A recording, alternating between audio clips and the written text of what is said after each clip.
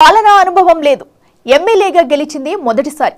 అయినా అందరిలో సభాష్ అనిపించుకుంటున్నారు జనసేనాని AP deputy CM Pawan Kalyan.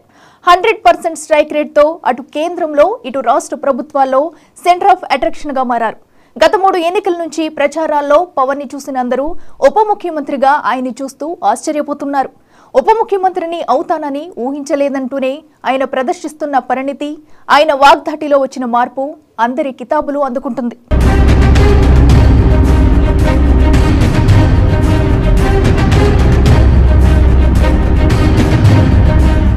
AP deputy CM Pawan Kalyan ప్రస్తుతం తన శాఖలపై వరుస సమీక్షలు నిర్వహిస్తున్నారు. ఏపీ కేబినెట్ లో ఆయన కీలకమైన గ్రామీణాభివృద్ధి, పంచాయతీరాజ్, అటవీ, శాస్త్ర సాంకేతిక శాఖలు తీసుకున్న సంగతి తెలిసిందే. ఈ నేపథ్యంలో ఈ శాఖలకు సంబంధించి వరుస సమీక్షలు నిర్వహిస్తున్న పవన్ అధికారులకు సమస్యల పరిష్కారంపై ఆదేశాలు జారీ చేస్తున్నారు. రాష్ట్ర ఆర్థిక పరిస్థితిపై ఆవేదన వ్యక్తం చేస్తూనే ప్రజలకు ఇచ్చిన హామీల అమలు దిశగా అడుగులు వేస్తున్నారు.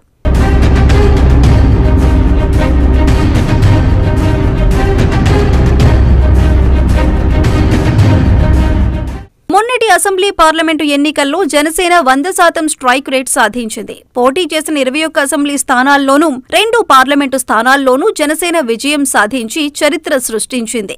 ఈ నేపథ్యంలో మంగళగిరిలోని జనసేన పార్టీ ప్రధాన కార్యాలయంలో పార్టీ తరపున గెలిచిన ఎమ్మెల్యేలకు, ఎంపీలకు, ఇటీవల ఎమ్మెల్సీగా ఎన్నికైన హరిప్రసాద్ కు పవన్ కళ్యాణ్ ఘన సన్మానం చేశారు. శాలువాలు కప్పి వారికి కూరగాయల బొకేలు అందించారు.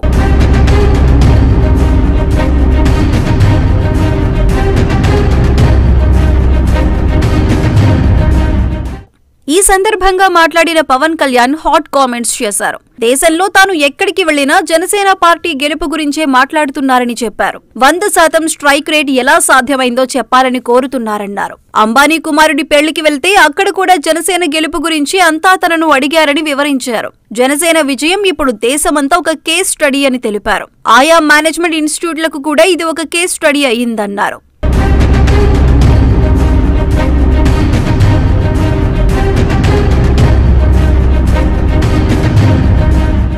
ఇంతటి ఘన విజయానికి కారకులైన జన సైనికులకు, వీర మహిళలకు, నాయకులకు, ప్రజలకు పవన్ కళ్యాణ్ కృతజ్ఞతలు తెలిపారు. ఈ విజయంతో పొంగిపోవద్దని, ప్రజా సమస్యల పరిష్కారానికి కృషి చేయాలని పిలుపునిచ్చారు. ప్రతి ఎమ్మెల్యే, ఎంపీ జనసేన పార్టీ కార్యాలయంలో నెలలో 1 రోజు అందుబాటులో ఉండాలని గైడ్ చేశారు. అలాగే జనసేన నాయకులు, కార్యకర్తలకు వార్నింగ్ ఇచ్చారు. రౌడీ రాజకీయాలు చేస్తే ఊరుకునేది లేదని హెచ్చరించారు. అలాంటి వారిని వదులుకోవటానికైనా సిద్ధంగా ఉన్నానని ఘాటుగా హెచ్చరించారు.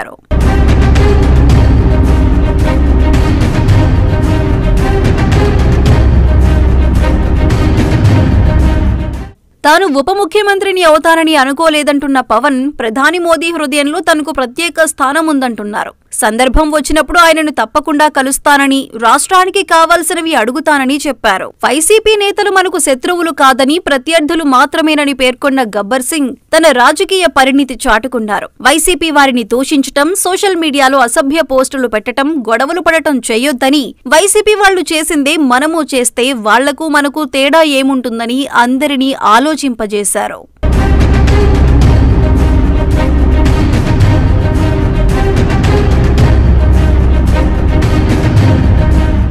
పవన్ కళ్యాణ్ తన వారాహి దీక్షను విరమించారు. ఇన్నాళ్లు దీక్షలో ఉన్న ఆయన గంధం రంగు దుస్తులను ధరించారు. దీక్ష పూర్తవటంతో మళ్లీ తాను ఛాలెంజ్ చేసి బ్రాండ్ అంబాసిడర్ అయిన చేనేత దుస్తులతో కనిపించారు.